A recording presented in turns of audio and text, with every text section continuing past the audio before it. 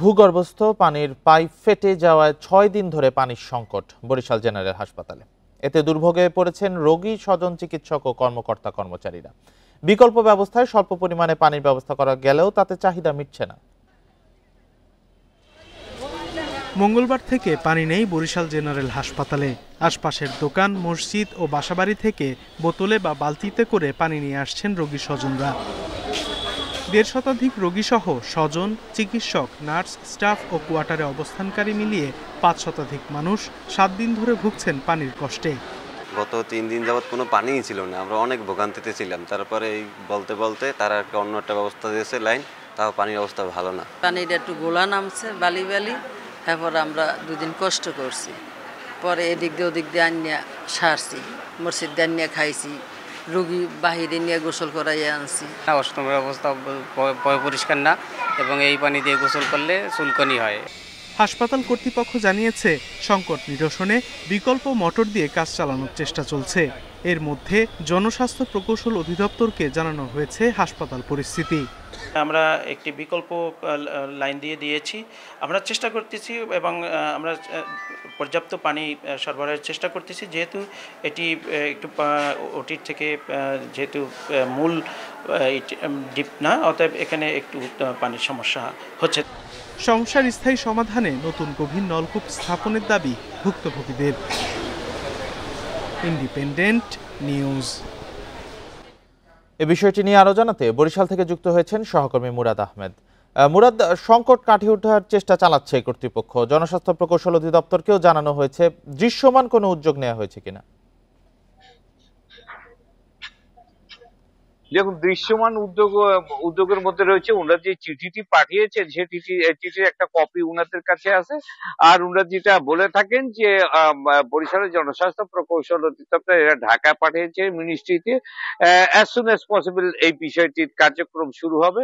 কার্যক্রম শুরু হলেও টেন্ডার করতে হবে, টেন্ডার করে আবার কাজ শুরু করতে হবে, কাজ শুরু করে কাজ শেষ করতে হবে। এটা একটা লং প্রসেস। আপনি দেখুন, এই যে টিউবওয়েলটি ছিল, এটি ২০ বছর আগে স্থাপন করা হয়েছিল। তা এর মধ্যে প্রায় ৩-৪ বার এটি তার নিজস্ব শক্তি হারিয়েছে। এবারে একেবারে টোটালি বসে গেছে। বলা হচ্ছে যে এর যে পাইপ নিচে সেটি ফেটে গেছে এবং ময়লা জমেছে ভিতরে, এইটা দিয়ে আর কোনো কাজ হবে না।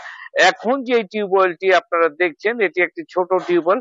এটি দিয়ে টোটাল হসপিটাল এবং হসপিটালের যারা আবাসিক এলাকা যারা রয়েছেন, বাড়িঘর, তাদের সবাইকে পানি সরবরাহ করা হচ্ছে। মজার ব্যাপার হলো, এই টিউবওয়েলটি এইখানটায় আপনারা দেখুন যে নতুন একটি ভবনের কাজ চলছে।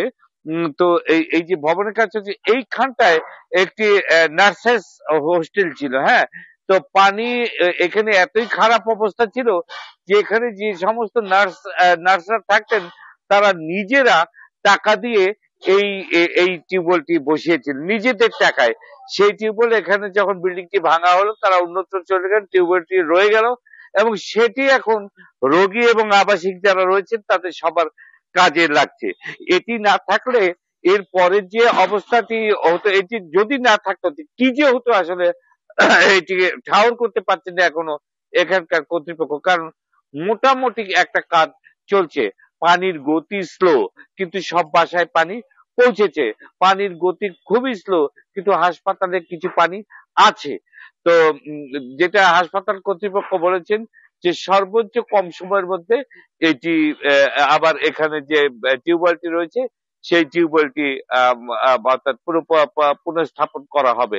কিন্তু কাগজপত্র এবং এর গতি, তারপর নির্দেশনা, ঊর্ধ্বতম নির্দেশনা, নিচে এসে কাগজ পৌঁছানো, টেন্ডার আহ্বান, সবকিছু মিলিয়ে যা দেখা যাচ্ছে একটা বড় ভোগান্তিতে পড়েছে বরিশাল এই জেনারেল হাসপাতালটি।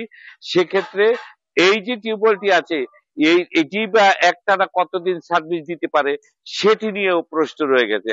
সবকিছু মিলিয়ে পানি আছে, পানি নাই, এই অবস্থায় চলছে বরিশাল জেনারেল হাসপাতালটি। এই হচ্ছে এখানকার সর্বশেষ তথ্য। বরিশাল জেনারেল হাসপাতালে পানির সংকট নিয়ে জানাচ্ছিলেন সহকর্মী মুরাদ আহমেদ।